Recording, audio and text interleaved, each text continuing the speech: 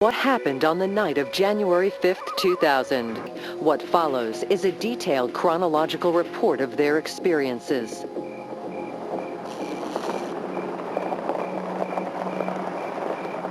Just before 4 a.m., after finishing his deliveries, trucker Melvin Knoll stopped by his office. So when I got out of the truck, for some reason I looked toward the northeast, up in the sky, and I seen this very bright star. And I thought, boy, that's awful bright, but not much about it. Melvin went inside, but after 3 minutes, he returned to his truck.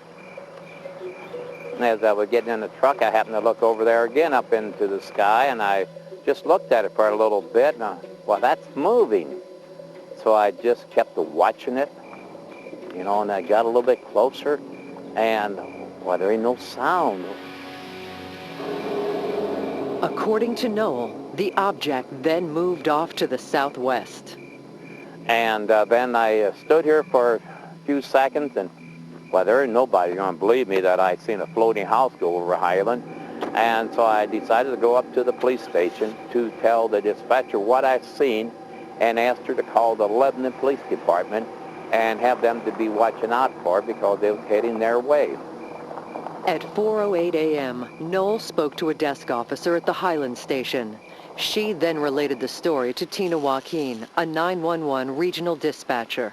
Ed Barton from the Lebanon Police Department was the first to respond. He come back across the radio and said, "There is something out here." And he kept saying, "Oh my God, oh my God." And he said, "There is something out here, dispatch." When I got about in this position right here, I was looking off to the southeast, and that's when I saw the two gigantic bright white lights. It's an intense white light with like these light rays emitting off of it, kind of like the Japanese rising sun battle flag. The object made a banking turn and disappeared into the southwestern sky. Officer Barton radioed his report to the dispatcher. Well, whether it's a plane or not, it's heading westbound now. Matter of fact, if the shadow officer looks up, they can probably see it by now. Melvin Knoll first reported the object over Highland, Illinois. It was next seen by Officer Barton near Lebanon. Then calls began to come in, tracking in a southwestern direction. So then all the other agencies can hear us also because they can monitor all the frequencies. And the next thing I know, here comes Shiloh Police. Let me know he's seen something. 4 minutes after Officer Barton's sighting, a police officer from Shiloh, Illinois, an entirely different jurisdiction, reported the same object moving across the night sky. I've got that object inside also. Are you serious? It's huge. Following a southwestern track, the object was now reported to be in the vicinity of Millstadt, Illinois.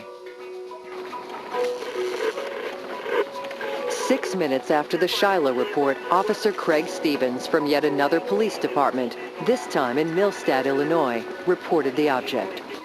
I was listening to radio traffic. They were saying that they saw this object, and I decided I was going to check it out and see if I could see anything. I'm sitting here for maybe 5 minutes or so. I look over the west direction and caught it out of the corner of my eye, and I saw the object. It was moving real slow. It was huge. It was like a huge arrowhead type shape, and the back of it was concaved inward. The rear of it had like a strobing white light and three bright white lights, one in the center and two on each side, and I saw a red blinking light on the bottom. Officer Stevens decided to take a picture of the object. I got out, went to the trunk, grabbed the Polaroid, snapped a picture of it,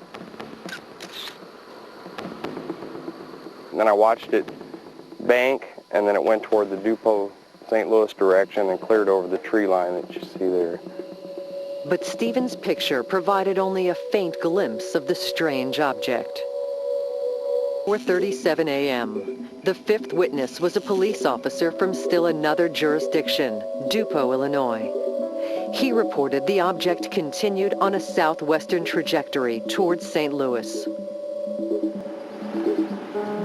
At approximately 7 a.m., nearly 2.5 hours later, along the same flight path, Stephen Wanacott, a high school English teacher, was driving to work. It was just before 7 o'clock in the morning, and it was still pretty dark.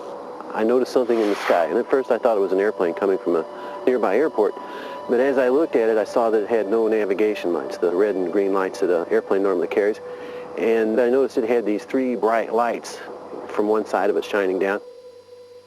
Mr. Wanacott was able to observe some additional details as dawn illuminated the object. As the sun came up, I could see that it was distinctively arrowhead more than triangular. It appeared to be motionless, and I could see that it didn't have a pair of wings or a horizontal stabilizer or any of the configuration normally associated with an airplane.